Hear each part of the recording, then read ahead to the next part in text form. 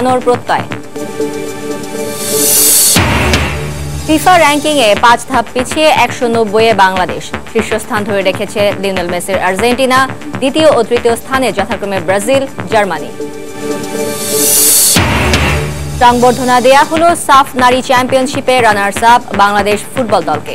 প্রীতি match খেলতে এ মাসের শেষেই জাপান যাচ্ছে অনূর্ধ্ব 16 নারী দল। এবং MSN রোয়ির গোলে বিলবাওকে হারিয়ে কোপা দেল রের কোয়ার্টার ফাইনালে বার্সেলোনা। লিগ কাপে হেরেছে লিভারপুল, রাতে মাঠে নামবে রিয়াল মাদ্রিদ।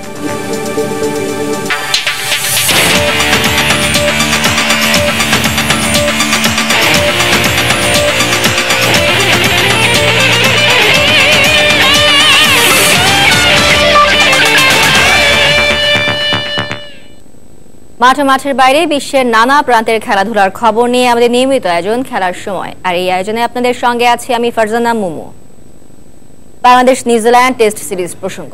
ওয়েলিংটনের বেসিন রিজার্ভে সিরিজের প্রথম টেস্টের প্রথম দিন ছিল বৃষ্টির দাপট। সারাদিন খেলা হয়েছে মাত্র 40 ওভার। তবে ব্যাট হাতে ঝলক দেখিয়েছেন বাংলাদেশের তামিম ইকবাল ও মমিনুল হক। এই দুইজনের ব্যাটিং দৃঢ়তায় দিন শেষে টাইগাররা স্কোর বোর্ডে তুলেছে 3 উইকেটে 154 রান। মমিনুল 64 ও সাকিব 5 রান নিয়ে শুরু করবেন দ্বিতীয় দিনের খেলা। মুস্তাফিজুল হক আকাশের ক্যামেরায় হুমায়ুন কবির রোজের রিপোর্ট। সাদা পোশাকে দুই তরুণ তাসকিন আর শুভাশিসের স্বপ্নিল অভিষেক এলিট ক্রিকেটের মঞ্চে। সাথে সুন্দর আর দীপ্ত প্রেরণা, বুকে হাত রেখে মাতৃভূমির প্রিয় জাতীয় সঙ্গীত গেয়ে ওঠার সুযোগ। ওয়েলিংটনে টস যে দল জিতবে তারাই আগে ফিল্ডিং নিবে, এটাই অঘোষিত নিয়ম। হলেও তাই টস ভাগ্যে হেরে ব্যাটিংয়ে বাংলাদেশ। কিন্তু এদিন নিউজিল্যান্ডই শুধু না, অদৃশ্য প্রতিপক্ষ হয়ে উঠল বেরসিক বাতাস। ঘন্টায় গতি প্রায় 60 কিলোমিটার। এই প্রতিকূলতার মাঝেও দারুণ শুরু তামিম ইকবালের। কিন্তু টেস্ট ক্রিকেট খেলছেন ইমরুল ভুলেই গিয়েছিলেন, নইলে কি এমন টি-20 শট খেলে উইকেট বিলিয়ে দিবেন তিনি? প্রথম সেশনে 1 উইকেটে 39 রান, মন্দ নয়। কিন্তু এদিন ঈর্ষা করে বসলো নিউজিল্যান্ডের গ্রীষ্মের আবহাওয়া। খেলা বন্ধ থাকলো ঘন্টা দেড়েক। আবারও শুরু ওয়েলিংটন টেস্ট। হঠাৎ করে খ্যাপাটে ব্যাটিং করা তামিম ধৈর্য হারালেন। 20 নম্বর টেস্ট 50 পর দলের রান যখন 60, তার মধ্যে তামিম একাই করে গেছেন 56। এরপর বেসিন রিজার্ভের দুষ্ট উইকেটের সাথে সন্ধি গড়ার প্রাণপণ চেষ্টা মমিনুল আর মাহমুদুল্লাহর। দারুণ ধৈর্যের পরিচয় দিলেন তারা। কিন্তু উপকূলীয় বাতাস যেন এদিন ক্রিকেট হতেই দিবে না, তাই খেলা বন্ধ থাকলো আরো ঘন্টা 3। অতঃপর ঘোষণা এলো শেষ বিকেলে খেলা হবে 25 ওভার। চিন্তা তখন শুরুর মনোসংযোগটা কি থাকবে বাকি সবার? কিন্তু মমিনুল তো তার মতোই প্রিয় প্রতিপক্ষ নিউজিল্যান্ডের বিপক্ষে হাঁকালেন আরো একটি 50। অপ্রয়োজনীয় শটে মাহমুদুল্লাহ 26 করে প্যাভিলিয়নে ফিরলেও আবারও ওয়েলিংটনের আকাশ বেঁকে বসে। দ্বিতীয় দিনে নিউজিল্যান্ডের গলার কাটা মমিনুল 64 আর সাকিব 5 রানে অপরাজিত থাকলে স্কোরবোর্ডটা বেশ ভালোই দেখায় বাংলাদেশের। ওয়েলিংটনের বেসিং রিজার্ভের উইকেটে নিউজিল্যান্ডের পেস আক্রমণ কিংবা প্রতিকূল আবহাওয়া বাংলাদেশের ব্যাটিং লাইন আপ ধসে দিতে পারে, কিন্তু এই ভয়টা আর হয়নি। তাই দিন শেষে স্কোরবোর্ড দেখে তৃপ্তির ঢেকুর অধিনায়ক মুশফিকুর রহিমের। তবে প্রত্যাশার প্রাপ্তি মেটাতে হলে দ্বিতীয় দিনের সকালটা চায় সুন্দর করে। হুমায়ুন কবির রোজ, সময় সংবাদ, ওয়েলিংটন, নিউজিল্যান্ড। বাংলাদেশের ব্যাটসম্যানরা বৈরী আবহাওয়ার মধ্যে যেভাবে শুরু করেছে, শেষটা যদি এমন ধরে রাখতে পারে তাহলে ওয়েলিংটন টেস্ট ড্র করে চমক দেখাবে সফরকারীরা। এমনটাই মন্তব্য করেছেন নিউজিল্যান্ডের সাবেক ক্রিকেটার হামিশ মার্শাল। সময় সংবাদে তিনি আরো জানান, প্রচন্ড বাতাসে ব্যাটসম্যানরা যেমন ব্যাটিং দৃঢ়তা দেখিয়েছে, তেমনি বোলারদেরও বাতাসের সুবিধা আদায় করে নিতে হবে।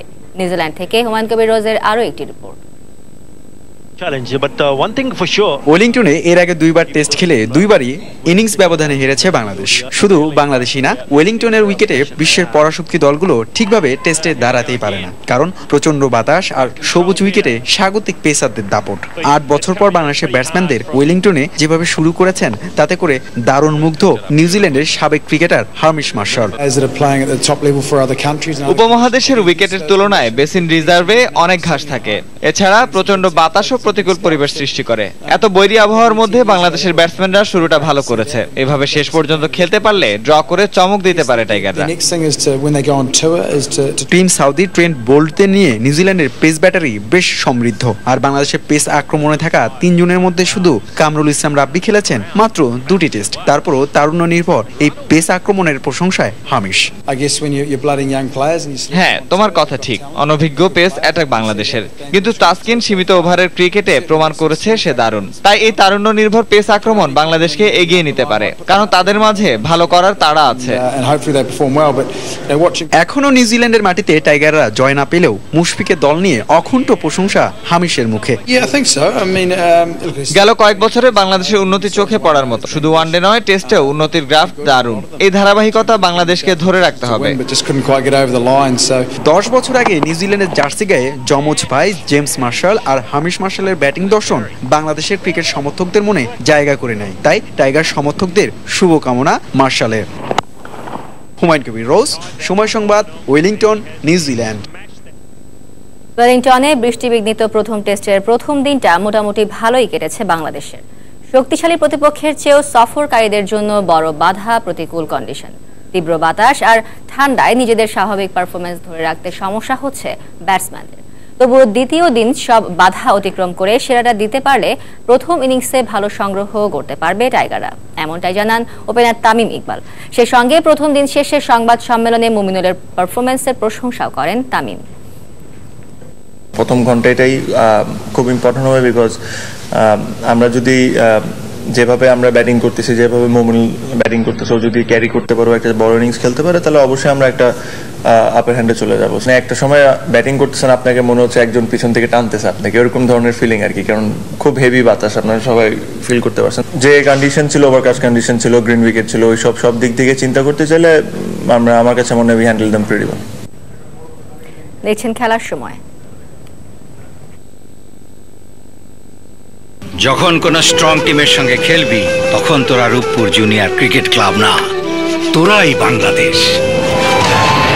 তুই রাফিনা, আমাদের সাকিব, তুই মুশফিক, তুই তামিম, আর তুই ক্যাপ্টেন মাশরাফি, দ্য ফাইটার। জীবনে হার জিত ভুলে শেষ পর্যন্ত লড়ে যাও, বিজয় আসবেই।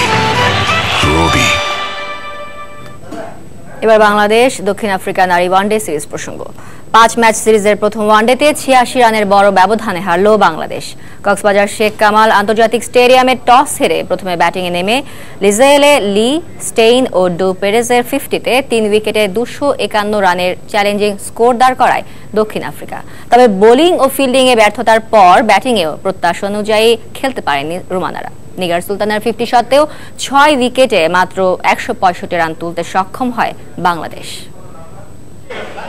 গেল কমাসে বাংলাদেশ নারী ক্রিকেট দলের সঙ্গে যে বিষয়টি সবচেয়ে বেশি উচ্চারিত হয়েছে সেটি ব্যাটিং দুর্বলতা। এশিয়া কাপে হতাশার সমুদ্রে ডুবে যাওয়া দলটি দক্ষিণ আফ্রিকার বিপক্ষে হোম সিরিজে ঘুরে দাঁড়ানোর যে প্রতিশ্রুতি দিয়েছে কক্সবাজারে প্রথম ওয়ানডেতে, সেটিও প্রোটিয়া ঝাপটায় টালমাটাল। দক্ষিণ আফ্রিকার 251 রানের জবাবে পুরো 50 ওভার খেলে স্কোরবোর্ডে রোমানারা জমা করতে পারল মাত্র 165। 250 রানের উপহারটা অবশ্য বেশ আতিথ্যের সঙ্গেই দিয়েছে স্বাগতিকরা। বাংলাদেশের ফিল্ডারদের বদান্যতায় দক্ষিণ আফ্রিকার ওপেনার লিজেলি লি কদফা জীবন পেয়ে শেষ পর্যন্ত খেলেন 87 রানের ইনিংস। নাহিদার বলে আউট হবার আগে সঙ্গী স্টেইনের সঙ্গে উদ্বোধনী জুটিতে 122 রান তোলেন এই মারকুটে ব্যাটসম্যান। স্টেইনও 50 তুলে দলীয় 201 ও ব্যক্তিগত 68 রানে ফিরলে হাল ধরেন ডু পেরেজ। বেশিক্ষণ টিকতে পারেননি ত্রায়ন। তিনি সালমা খাতুনের দ্বিতীয় শিকার হবার পর ম্যারিজেইন ক্যাপকে সঙ্গে নিয়ে 250 কোটা পেরোন পেরেজ। ম্যারিজেইন 20 ও পেরেজ 62 রানে অপরাজিত থাকেন। নারী ওয়ানডে ক্রিকেট ইতিহাসে বাংলাদেশের সর্বোচ্চ রানের রেকর্ডটা 6 বছর আগে আয়ারল্যান্ডের বিপক্ষে করা 210। সেই হিসেবে 252 রানের লক্ষ্য তো ঢের বেশি। একটু আত্র যা আশা ছিল তা ওই এশিয়া কাপের আগে কক্সবাজারে নারী দলের ক্যাম্পের অভিজ্ঞতাকে আঁকড়ে ধরেই। কিন্তু মাঠের খেলা কি আর এসব হিসেবে চলে? টপ অর্ডারের ব্যাটসম্যানরা প্রোটিয়া বোলারদের সামনে ব্যাটই তুলতে পারেনি। কচ্ছপের গতিতে রান তোলা বাংলাদেশ 56 রানে হারায় 4 উইকেট। ব্যাট চালিয়ে খেলার দক্ষতা নিয়ে বড় একটি প্রশ্নবোধক চিহ্ন রেখে যায় বাংলাদেশের মেয়েদের পারফরম্যান্স। রান দুর্ভিক্ষের মাঝে রানের মুখ দেখা অধিনায়ক রুমানা ৩৭ রান করতে খেলেন ৮০ বল। তার আগে পরে ব্যর্থতার তালিকায় অবশ্য রাখা যাবে না নিগার সুলতানার নামটি। ৭টি বাউন্ডারি ও ১ ওভার বাউন্ডারিতে ক্যারিয়ারের প্রথম 50 তুলে ৯০ বলে ৫৯ রানে অপরাজিত থাকেন তিনি। শেষ পর্যন্ত অল আউট না হলেও ৮৬ রানের বড় হারে আশাহত হয় ডেভিড ক্যাপেলের দল। মাকসুম আলম খান, সময় সংবাদ, কক্সবাজার। বোলিং, ফিল্ডিং ও ব্যাটিং ৩ বিভাগেই বাজে পারফরমেন্সের কারণেই প্রথম ওয়ানডেতে দক্ষিণ আফ্রিকার কাছে বড় ব্যবধানে হেরেছে বাংলাদেশ, এমনটি জানিয়েছেন অধিনায়ক রুমানা আহমেদ। তবে পরের ম্যাচে ভুল শুধরে ঘুরে দাঁড়ানোর প্রত্যয়ের কথা জানান টাইগ্রেস অধিনায়ক। এদিকে হারলেও স্বাগতিকদের সমীহ করছে দক্ষিণ আফ্রিকা। বাংলাদেশের কন্ডিশনের প্রশংসা করেছেন প্রোটিয়া অধিনায়ক। নভেম্বরে থাইল্যান্ডে এশিয়া কাপ থেকে একরাশ হতাশা নিয়ে ফিরেছিল দেশের নারী ক্রিকেটাররা। নেপাল ও থাইল্যান্ড ছাড়া স্বপ্ন বাস্তবায়নের পথে আর কারো সঙ্গে জয়ের স্বাদ পায়নি রোমানারা। এবার দেশের মাটিতে হারের দুঃসহ স্মৃতি ধুয়ে মুছে বিশ্বকাপ বাছাইয়ের আগে দক্ষিণ আফ্রিকার বিপক্ষে নতুন শুরুর প্রত্যাশা ছিল সালমাদের, কিন্তু প্রথম ম্যাচেই আবারও সে হারের ক্ষত। নিকার্কের দলের কাছে ৮৬ রানের বড় ব্যবধানে বিধ্বস্ত হয়েছে লাল সবুজের প্রতিনিধিরা। ব্যাটিংয়ে নিগার সুলতানার ৫৯ আর অধিনায়ক রোমানার ৩৭ ছাড়া প্রোটিয়া নারীদের সামনে দাঁড়াতেই পারেননি কোনো ব্যাটসম্যান। বোলিং এর সঙ্গে রোমানা বাহিনীর বাজে ফিল্ডিং এর সুযোগটা ভালোই লুফে নিয়েছে প্রতিপক্ষ দলের ব্যাটসম্যানরা। তবে হতাশা থেকেই আশার আলো খুঁজছে লাল সবুজের দল। পরের ম্যাচে এ ভুল আর হবে না বলেও জানান টাইগ্রেস অধিনায়ক। আমরা আমাদের মিস্টেকগুলো যদি শুধরাই ফেলতে পারি, আমাদের ফিল্ডিং সাইড অবশ্যই